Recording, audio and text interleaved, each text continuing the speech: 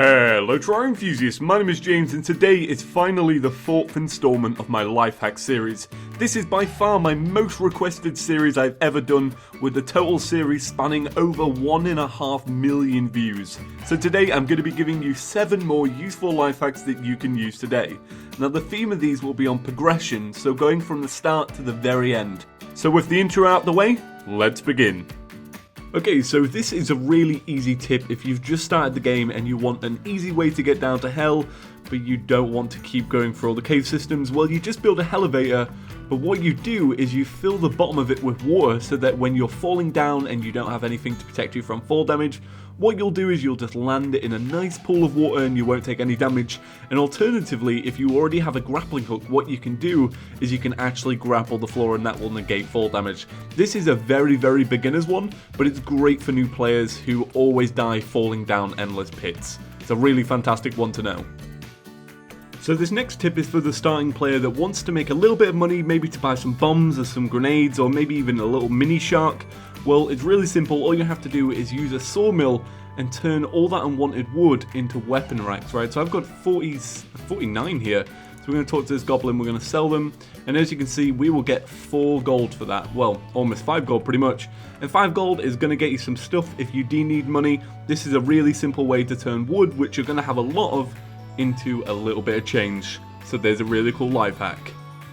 Okay, so here's a little life hack if you're dying during boss fights because you're losing too much health. Maybe you're playing a summoner's class and you're in pre-hard mode. Well, there is a way to get a little bit more health when you're actually fighting bosses, and it's through honey fins. So if you head down to a bee biome, you can actually start fishing, and if you manage to find a honey fin, which is really likely because there are only 2 fish in the honey biome to actually get, or the bee biome, you can restore your health for 120 points, which is really good because it's actually the second most effective way of healing in the pre-hard mode, and the alternative is actually using fishing as well because you can get greater healing potions in golden crates. So like I said, if you're dying during boss fights and you need a little bit more health and that potion cooldown has got you down, go and farm for some honey fins. Look, really easy to get, and bam, 120 health. So this next life hack is actually after you've defeated Skeletron and you're in the dungeon and you come across one of these. This is the bewitching table. Now you can place it down and it gives you a very special buff, which for 10 minutes increases your max number of minions. Now this is a really good life hack to use if you're not playing a summoner's playthrough. What you can actually do is you can use this buff to your advantage by spawning 2 minions to join you on your fights. So then you can still play ranged or melee or yo-yo and still have 2 minions, because 1 minion just isn't enough. And in the late game this can actually be used really well. Like for example in my playthrough, I use this to actually make my dragon even bigger, like that, and it makes him more deadly as well.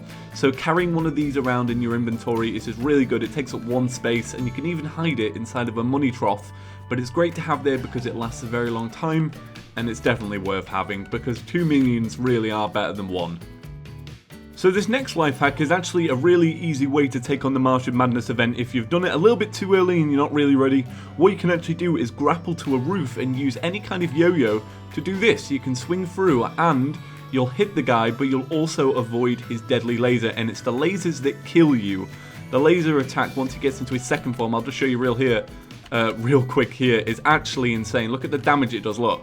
Even as a very high leveled character, he's still doing insane damage. So this is just a really quick way to actually defeat him and not take too much damage in the process. So part 2 of that last life hack is that if you actually just stay in this position and only face the UFO saucer, you can actually face this guy 10 to 15 times by not defeating any of the other enemies. And what this means is that you can completely farm this boss for all of its really good items because it drops some really good ones. Okay, so this next life hack is how to avoid taking even more damage during the Lunar Cultist event when facing this guy. One of the attacks that he does is that he creates duplicates of himself. He creates 2 duplicates while he tries to spawn a dragon. Now, if you attack the wrong duplicate while there's a dragon or while he's trying to create one, a dragon will spawn and you'll also have something else to deal with that's not nice.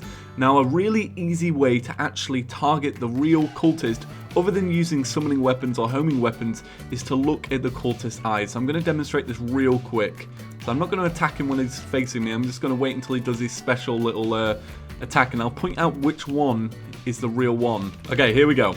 Right, so look at the eyes. Black, black, and then look. These ones are real. Right, okay, we got the real one then.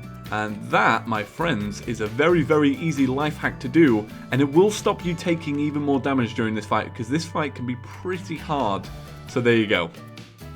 Okay, so this last life hack is actually one I learned the hard way, and it's how to not die as much during the solar tower, right? So this is one enemy during the solar tower that is in the sky like this, and he'll come after you, and I want to just show you the damage he does, right? Okay, 98, right? And you just can't seem to beat him. He is very, very strong. I know my dragon just took him out there.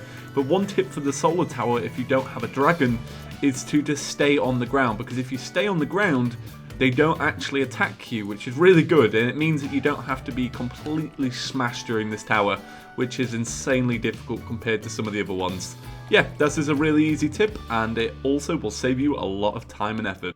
So that's about it for today's life hacks video. Now I usually end a life hack video by giving a red advice trick, right, which is where a picture of a red duck instead of a green duck pops on, and I give you guys a little bit of a jokey item that doesn't really exist. However, people have not been realizing that this is a joke, and I feel awful for it because I don't like misleading people. Like, I really did intend it as a joke, so instead of doing that, I will end today's video by giving you all the life hacks that I actually scrapped from this list because I didn't think they were either good enough or appropriate. So the first one is that diamond gemstone blocks actually light up all blocks, which is really good for when you're making pixel art. The second one is that if you have a house and you want to build a big mansion to put an NPC in, if it actually contains more than 750 blocks of an area, then it won't work. So massive houses do not work for NPCs, and that's up to date with 1.3 knowledge. The third one is that if you contain a skeleton merchant until 4:30 AM, he will actually change his loot, and this is really good if you're looking for a specific item. And the last one is that if you want to build an epic base, but you want to keep that sentimental house, a really good way to do this is to put it inside of a glass dome and actually build your epic base around it. It's a really good way to keep a sentimental idea, but also building something awesome. So that's about it for today's video. Make sure to click that subscribe button. By clicking that button, you'll be the first to know when a new life hacks video is posted, and you'll also be able to see great Terraria content on your homepage every single day. By clicking that button, you'll have access to daily Let's Plays, top 5 series, news, reviews, and life hacks. So thank you all for watching. My name is James, and I can't believe this series is on number 4 now. Crazy, isn't it? Thank you all for watching. My name is James. Peace.